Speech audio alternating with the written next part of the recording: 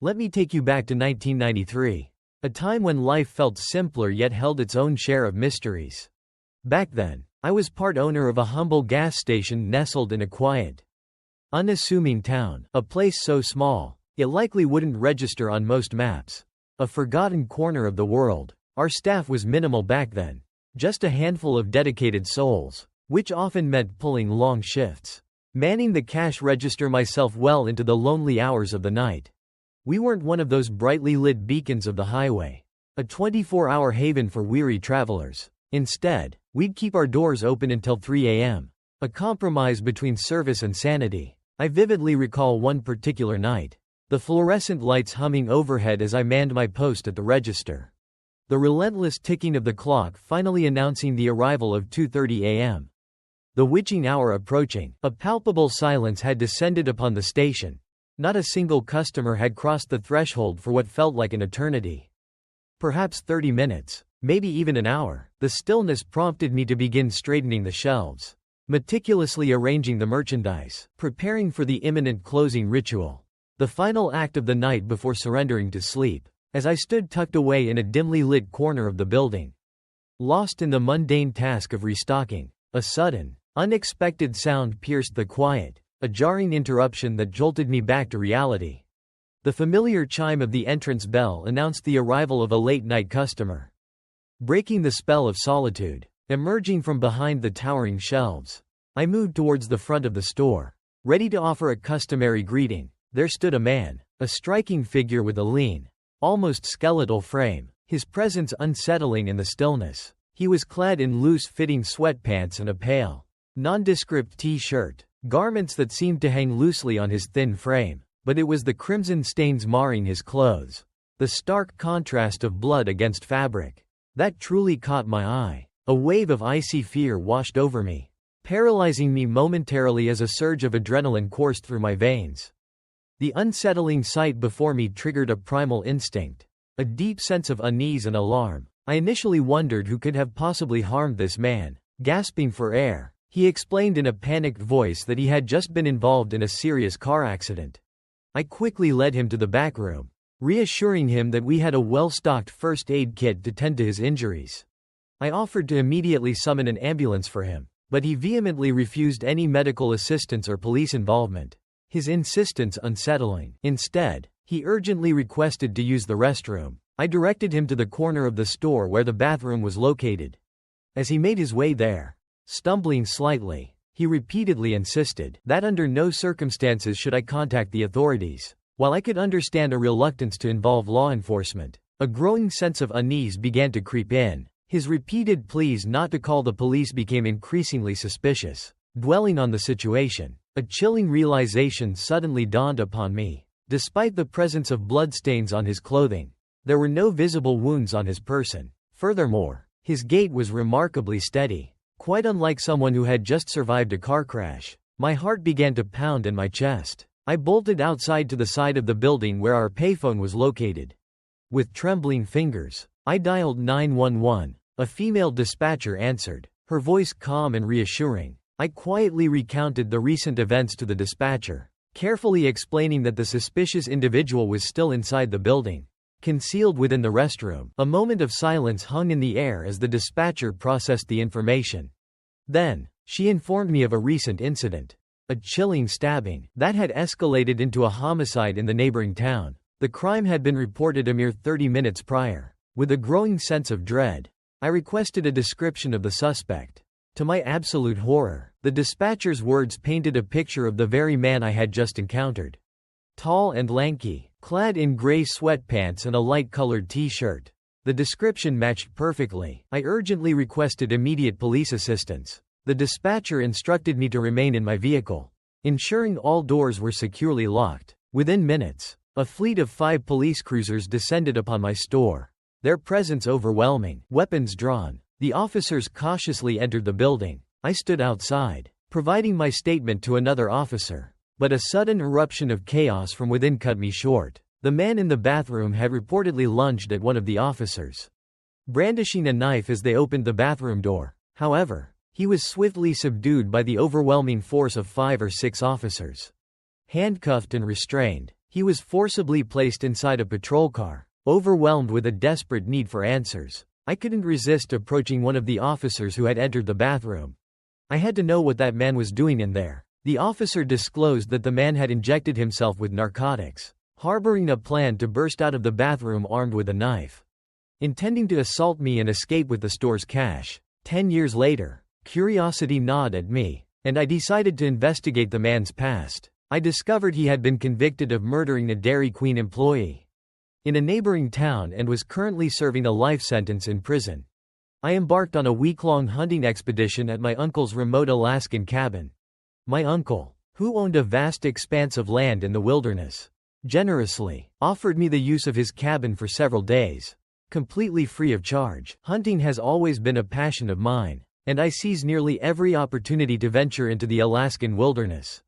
There's an undeniable allure to the tranquility of a cabin in the woods, disconnected from the digital world, a setting I've grown to cherish. After a period of exploration through the dense forest, I was fortunate enough to discover a robust and well-positioned tree stand. It's widely accepted that the optimal time for hunting is during the pre-dawn hours, and I stumbled upon this ideal location just an hour before sunrise, using a sturdy hunting blind I had purchased a few years prior. As I settled in, perched high above the ground, snow began to fall. A wave of regret washed over me as I realized I hadn't packed an extra layer of warmth. However, I reasoned that I would be perfectly comfortable if I kept my mind occupied. Until the sun eventually emerged and began to thaw the frigid air. My wife had recently gifted me a night vision scope, a tool designed for enhanced visibility in the dark. Intrigued, I retrieved it from my pack, hoping to catch a glimpse of any wildlife stirring below. To my astonishment, just as I peered through the lens, a faint rustling sound reached my ears, indicating movement in the distance, but it wasn't the graceful gait of a deer or any other creature I had anticipated encountering in these woods. The figure moving through the trees was unmistakably human. My initial assumption was that it was a fellow hunter, perhaps venturing out before dawn. However, the individual lacked the mandatory blaze orange attire, a safety precaution required of all hunters during rifle season. Furthermore, he carried no discernible hunting equipment, raising further suspicion. Instead, he was straining under the weight of a large duffel bag and gripping a shovel, a peculiar combination for a hunter. He was clad in a simple t-shirt, but beyond that, the darkness obscured any further details. The pre-dawn gloom, even with the aid of night vision, limited my ability to discern much more. Despite the biting cold that permeated the air, a bead of sweat trickled down my brow as I gripped the scope tightly, my heart pounding in my chest. A wave of terror washed over me as I realized I was not alone out here in the darkness. My eyes remained fixed on him, my heart pounding in my chest. He picked up the shovel, his gaze darting around nervously before he began digging furiously in the dirt. A horrifying thought began to solidify in my mind. I was almost certain I was witnessing a man burying a body, a lifeless corpse, right here on my uncle's property. Frozen in fear, I remained completely still for what felt like an eternity. At least 15 agonizing minutes. My eyes never left the man as he continued his grim task. Stranded and isolated, I had absolutely no way to contact anyone for help. Even the slightest attempt to descend from my hiding spot would undoubtedly alert him to my presence. The sound would surely reach his ears. With each passing moment, the hole he was digging grew larger and more ominous. A knot formed in my stomach. The sickening realization that I had to do something, that I couldn't just stand by and watch, overwhelming me. The horrific scene continued to unfold before my eyes, yet I was paralyzed by fear, terrified of making even the smallest sound, the slightest rustle that might betray my position. Yes, I had a rifle with me, a last resort if the situation turned desperate, but taking a human life, shooting another person, that was something I couldn't bring myself to do. Lowering my rifle, I quickly switched my headlamp back on, preparing to make a desperate run for safety. But when I glanced back through the rifle scope, the man had stopped digging. He had dropped the shovel and was now unzipping the duffel bag. A chilling premonition of what might be inside washing over me. Overwhelmed by terror, I leapt from the tree stand, landing with a thud in the dirt below. I bolted back towards the safety of the cabin, adrenaline coursing through my veins. I wish I could tell you I heard menacing footsteps pursuing me. or that a glance over my shoulder revealed a terrifying pursuer in hot pursuit, a classic horror trope. But alas, reality was far less dramatic. The entire 45-minute run back to the cabin was utterly uneventful, filled only with the pounding of my heart and ragged breaths. Reaching the cabin, I jumped in my car and sped towards town, desperate to call my uncle. He arrived later that evening, ready to face whatever unknown threat lurked in the woods. We returned to the deserted cabin, armed and prepared. Each of us grabbed a rifle, the cold steel a stark reminder of the potential danger. We ventured back into the darkness, retracing my steps towards the unsettling location where I had encountered the inexplicable. Initially, our search proved fruitless, the dense woods concealing any trace of what had transpired. But finally, we discovered a line of footprints imprinted in the freshly fallen snow. A tangible clue in the perplexing mystery. Following the tracks in reverse led us directly back to the tree stand I had abandoned in my panicked flight. Just a short distance away, we found the gaping hole in the earth, a silent testament to the unsettling event. The truly unnerving discovery, however, was the absence of both the duffel bag and the shovel. They had vanished without a trace. We cautiously followed the footprints forward, deeper into the shadowy woods. The tracks continued until they abruptly stopped at my uncle's property line. We halted there, hesitant to cross the boundary into unknown territory. The tracks disappeared into the vast, impenetrable expanse of the forest, leaving us with more questions than answers. I can't pinpoint the exact moment I witnessed that unsettling scene that morning, but it's highly probable that I stumbled upon someone attempting to conceal a body. I can't fathom a more logical explanation for their presence deep within the woods, shrouded in absolute darkness, equipped with a shovel and a bulky duffel bag. I've developed a keen sense of intuition. Much like my uncle's cabin in the woods, this line seems unrelated. Perhaps a transcription error? I once earned a living as a long-haul truck driver, transporting people's possessions to their new residences, while they traveled comfortably by air. It was a respectable job, a decent way to make a living as a man, driving solo across the country on deserted highways, often under the cloak of darkness. One particular night, I was navigating a secluded stretch of highway that snaked through the desert, when I spotted a lone figure trekking along the roadside. Even encountering another vehicle was an infrequent event, but encountering a person on foot was truly extraordinary, especially at that late hour. As I drew nearer, he signaled me with the universal hitchhiking gesture, the classic thumb and outstretched arm. He was a hitchhiker, seeking a ride. A sudden surge of empathy washed over me, transporting me back to my own early 20s, a time when money was tight, a car a distant dream, and simply getting from point A to point B was a constant struggle.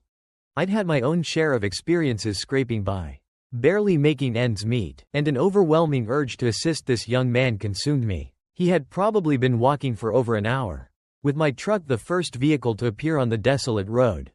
Pulling over, I rolled down the window, inviting him closer. He approached hesitantly, his steps measured and cautious, a mixture of bewilderment and hope reflected in his weary eyes. There wasn't anything remotely alarming or suspicious about him. He looked like an ordinary guy, his clothes understandably soiled from his journey, a well-worn suitcase his only companion. I offered him a lift, explaining that I was driving a moving truck and had ample space available. He accepted gratefully, relief evident in his demeanor. He hoisted his suitcase into the back seat and climbed into the passenger side. We exchanged a few brief words, and his genuine gratitude for the assistance was palpable. A warm sense of fulfillment filled me, knowing I had helped someone in need, especially someone whose current predicament mirrored my own past struggles. I distinctly recall inquiring about his destination, and his response was the first inkling that something wasn't quite right. It was a subtle shift, a feeling of unease that settled upon me. He paused for a moment, contemplating, before uttering, "Anywhere but back there," a phrase laden with unspoken meaning. Just 20 minutes prior, we had passed through a quaint, unremarkable small town, leading me to presume that's what he was referencing. A simple desire to move forward. Feigning ignorance, I played along, innocently asking, "What's back there?" hoping to unravel the mystery behind his words. His reply was unexpected, a curveball that threw me off balance. "Some really bad choices," he confessed, "and not a lot of regret." His voice devoid of emotion, stunned by his candidness, taken aback by the weight of his words. I let out a nervous chuckle. A shaky attempt to dissipate the sudden tension that had filled the air. A sense of obligation washed over me, compelling me to delve deeper into his cryptic statement. His response was so open-ended, so pregnant with possibility, that I felt a responsibility to understand. I remember remarking on the intriguing nature of his reply, pressing him to elaborate on what exactly he meant. Without a moment's notice, his entire demeanor transformed, a chilling shift that sent shivers down my spine. His eyes, once warm, now pierced mine with an icy intensity. Any trace of a smile vanished, instantly replaced by a cold, hard glare, a look that could freeze the sun. In a sudden, unexpected move, he lifted his shirt, and then, with a casual gesture, he exposed a large hunting knife concealed within the waistband of his trousers. He proceeded to inform me that the contents of his suitcase, nestled within the duffel bag, were not mere belongings, but the lifeless remains of a military serviceman, an enlisted man whose full name, to my immense regret, now escapes my memory. I fought desperately to maintain a semblance of composure, keeping my gaze fixed on the road ahead while my thoughts swirled in a vortex of panic. A wave of pure terror washed over me as the gravity of my error became chillingly clear. I had made a terrible mistake. Allowing this individual into my vehicle. Uncertainty gnawed at me. Was he fabricating this gruesome tale? Or was it the horrifying truth? But I knew I couldn't risk challenging him. Couldn't risk probing further. Escape was my sole objective, and I needed to act swiftly. A glimmer of hope appeared in the form of a gas station just ahead. A potential sanctuary. Feigning a mechanical issue with my truck, I fabricated an excuse, informing him that we needed to pull into the parking lot immediately. The moment the truck lurched to a halt, I bolted from the driver's seat and sprinted towards the store's entrance, abandoning the man within the confines of the truck. In a frenzy, I urged the cashier to contact the authorities without delay. I recounted the harrowing events in a torrent of panicked words, as he strode to the store's entrance and, with trembling fingers, dialed 911 on his cell phone. 1-1. Sound of labored breathing. We then retreated to the back of the store, anxiously awaiting the arrival of law enforcement. After what seemed like an eternity of agonizing suspense, a sharp rapping at the store's entrance broke the silence. 2 uniformed officers stood on the other side of the glass. I recounted the unsettling encounter, providing my statement to the authorities and granting them permission to thoroughly search my vehicle. Both the enigmatic hitchhiker and his peculiar suitcase had vanished without a trace.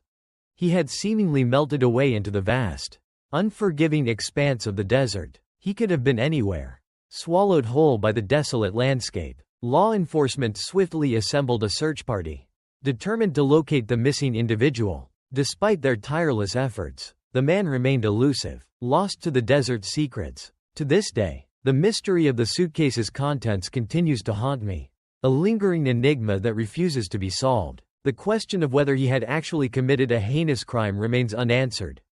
A chilling possibility that lingers in the shadows of my memory. The officers suggested that the man might have been suffering from a mental illness. His words nothing more than the ramblings of a disturbed mind. However, based on my initial encounter, every instinct screamed that he was perfectly lucid and aware of his actions. I have come to terms with the fact that the truth will likely forever remain shrouded in mystery.